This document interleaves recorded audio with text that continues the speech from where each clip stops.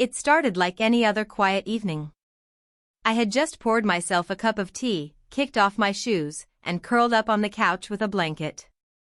After a long week at work, I was finally home, my safe place. The soft hum of the TV in the background, my phone set to silent, and the gentle rain tapping against the window made everything feel calm. I was alone, and for the first time in days, I didn't mind it. I thought I was safe. But safety, I would soon learn, is sometimes just an illusion. My name is Danny, and this is a story I never thought I'd share publicly. It's personal, painful, and more real than I care to admit. It began at the office, where most of us spend the majority of our lives, trusting the people around us, assuming boundaries are respected.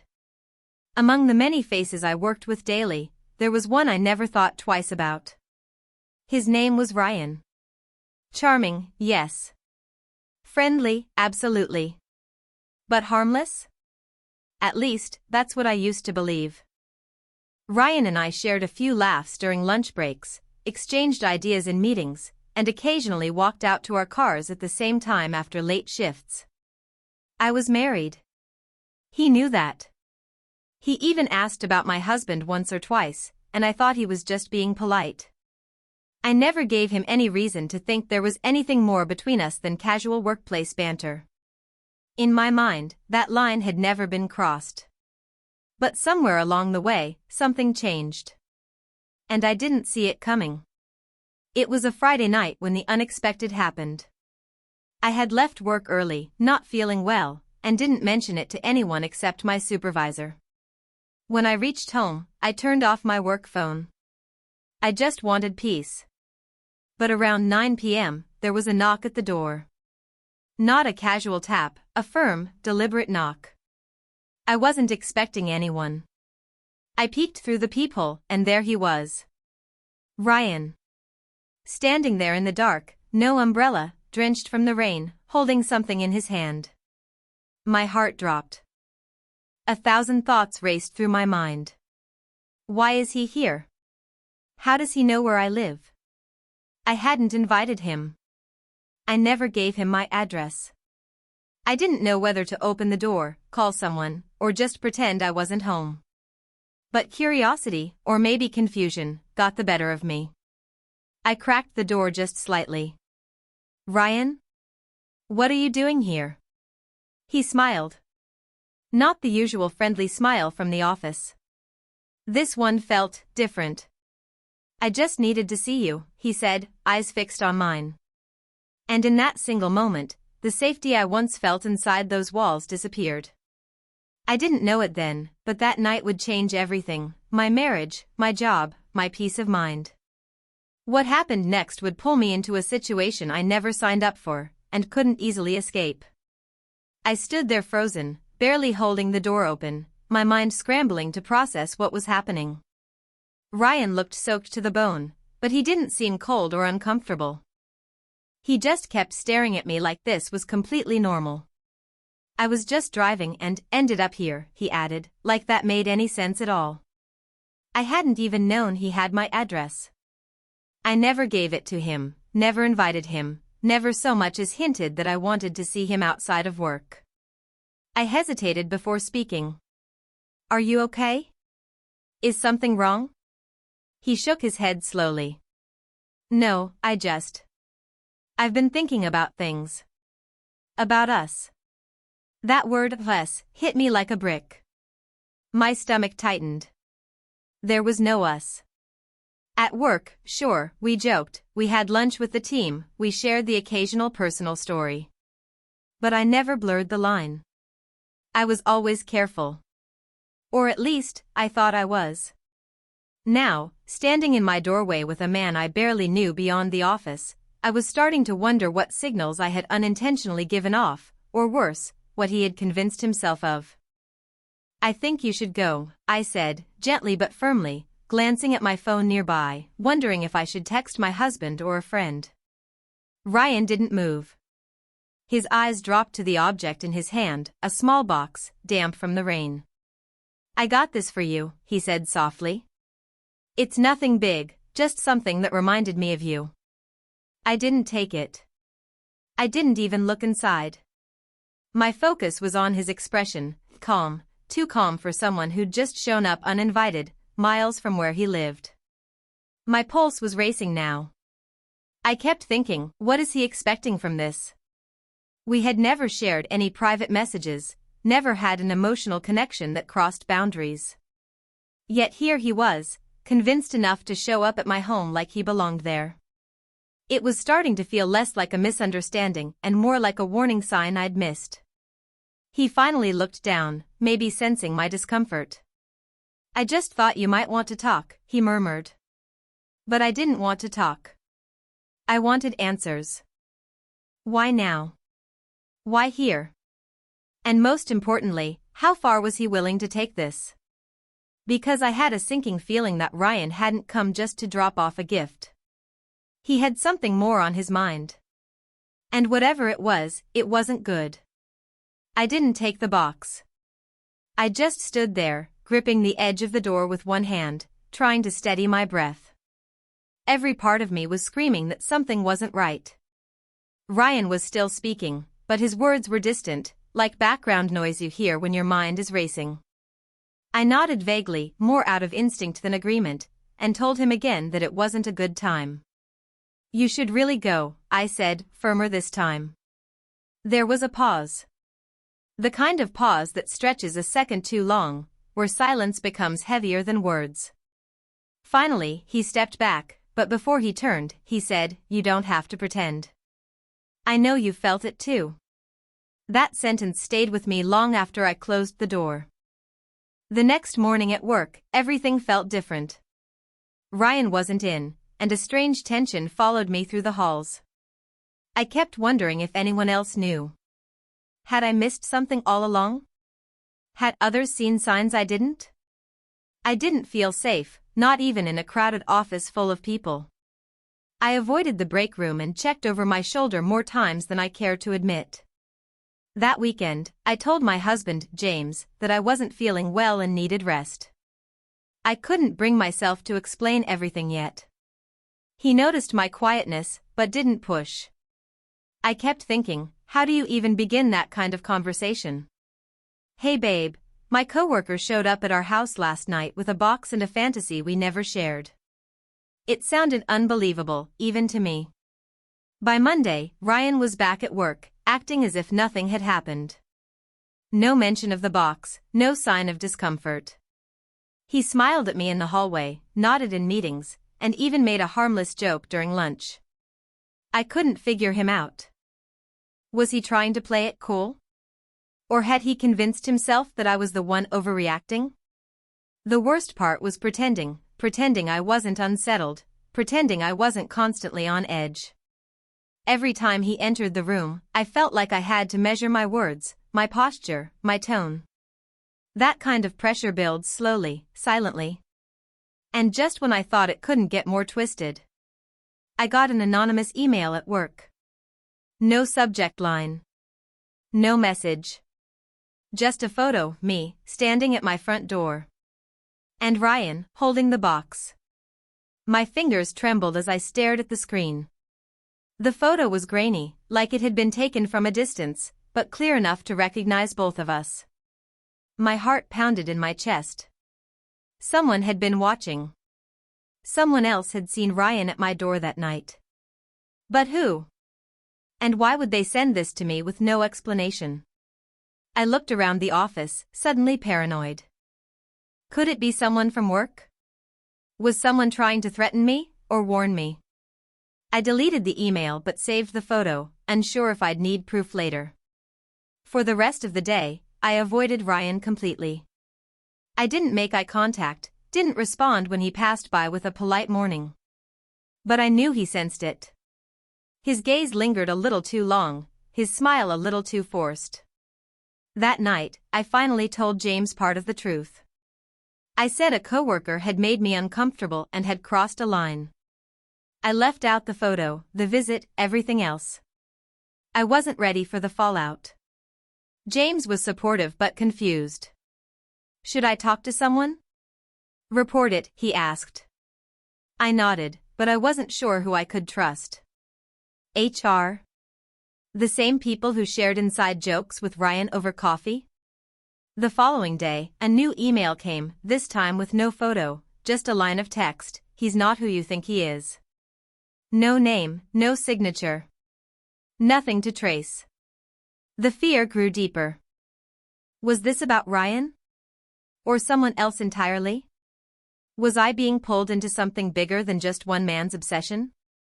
That afternoon, Ryan asked if we could talk. "Just 5 minutes," he said quietly by the printer, eyes scanning the hallway. I hesitated, then nodded, agreeing to meet him in the side conference room after lunch. I didn't know what I was expecting: an apology? A confession? Some explanation for everything? I sat in that room, alone, waiting. The clock ticked past 5 minutes, then 10. No one came. I stepped out to check the hallway.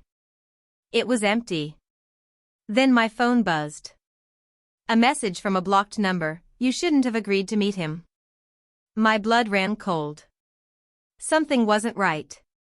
And whatever this was, it was spiraling out of control faster than I could handle. I wasn't just uncomfortable anymore. I was scared.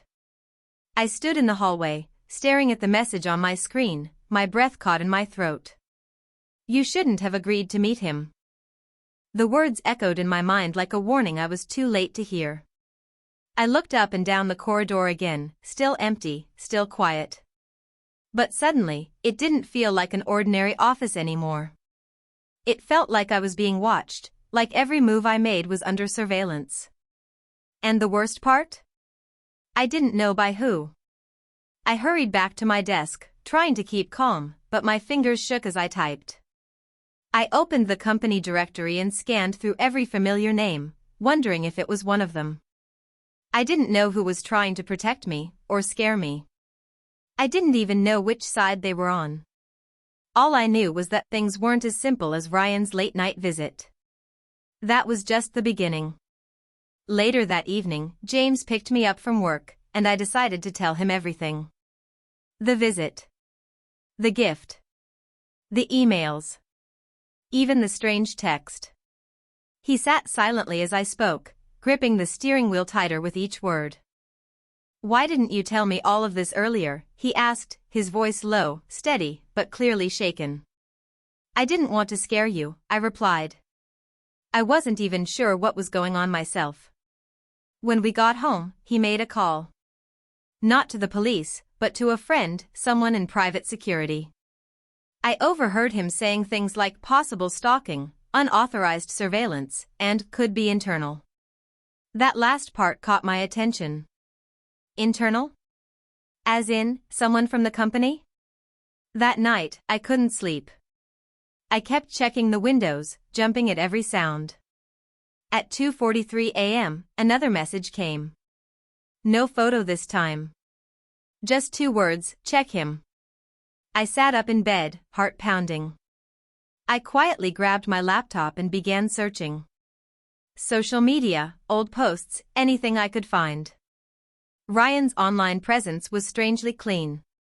Too clean. No recent updates, no tagged photos, barely any history. But there was one odd detail: I found an old event photo, from nearly 5 years ago. Ryan standing with another woman, smiling. The background looked familiar. I zoomed in. The place? It was our office. But here's the twist: I'd never seen that woman before. I reverse-searched the photo and ended up on a missing persons blog. My stomach turned. The woman was listed as missing. Last seen, after hours, leaving work. The blog mentioned rumors of an inappropriate workplace relationship. No charges had ever been filed, and no one was ever named publicly. But I knew the truth now. Ryan had been here before. This wasn't new for him. And somehow, no one had connected the dots. I sat frozen, staring at the screen as the weight of everything came crashing down.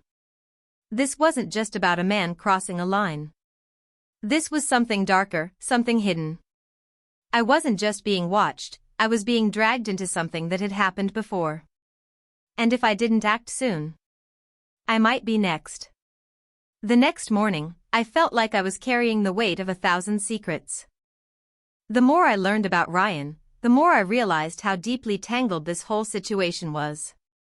I told James everything: the visit, the emails, the missing woman, the fear gnawing at me every time Ryan smiled in the office. He didn't hesitate. "We need to get help," he said. Together, we contacted the private security expert James had called before and explained the whole story. Within hours, the security team started their investigation. They reviewed the office's surveillance footage and discovered something chilling. Ryan had been accessing restricted areas after hours, places no employee was supposed to enter. Worse, he'd been tampering with office security cameras, turning some off, adjusting angles. It was clear he was covering his tracks. That afternoon, James and I met with HR and showed them the evidence. At first, they were hesitant to believe it. Ryan was well liked, and no one wanted to face the possibility that a trusted coworker could be involved in something so disturbing. But when the security footage was played back, and the emails and photos were shown, their faces changed. They promised to take immediate action. Ryan was confronted that evening and suspended pending a full investigation. But the relief I felt was short-lived. I still felt unsafe, because the emails kept coming, the messages kept arriving. Someone else was involved. Someone who wanted to keep this secret buried. One night, unable to sleep, I checked my phone again. There was a new message waiting. This time, it was from an unknown number, but the words froze me: "You were never safe." He was just the beginning. Panic surged through me. Who else? What else? I felt like I was trapped in a nightmare that kept unraveling with every new detail. Determined to get to the bottom of it, I started digging deeper. I reached out to the missing woman's family, learning more about her disappearance and the strange circumstances surrounding it. They told me that before she vanished, she had confided in a coworker about feeling threatened but never named anyone. As I pieced it together, I realized that Ryan was only one player in a larger, more dangerous game. Then, the final twist came like a storm. One afternoon at work, I received a call from an unknown number.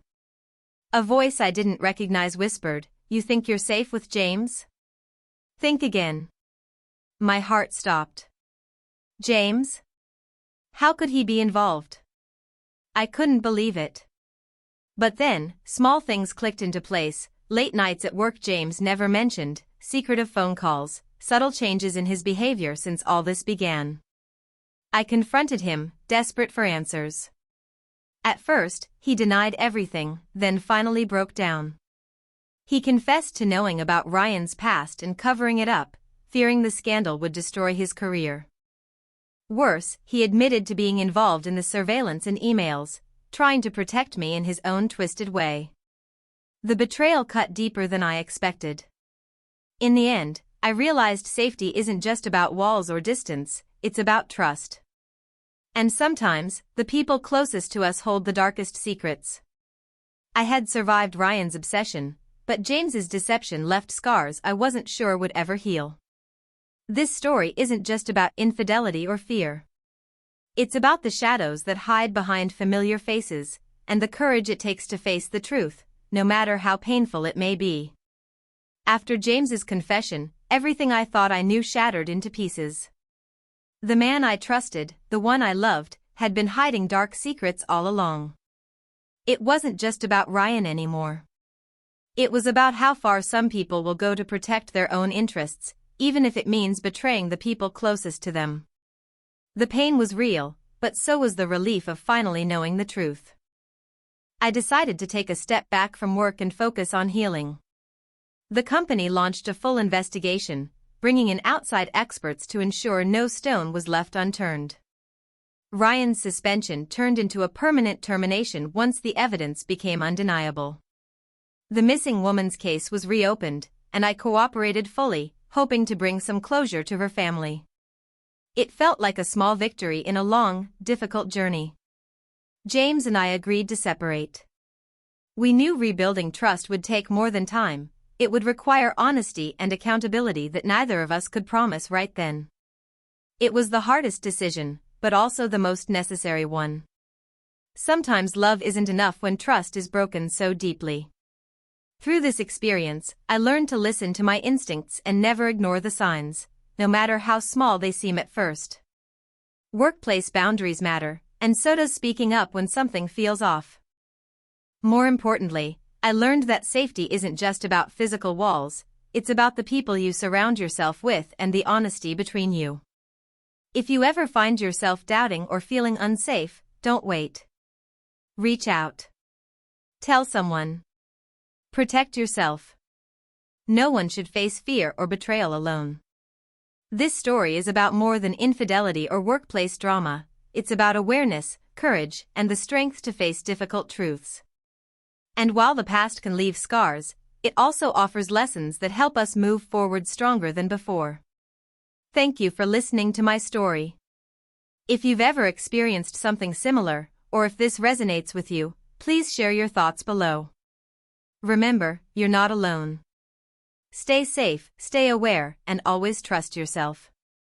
3.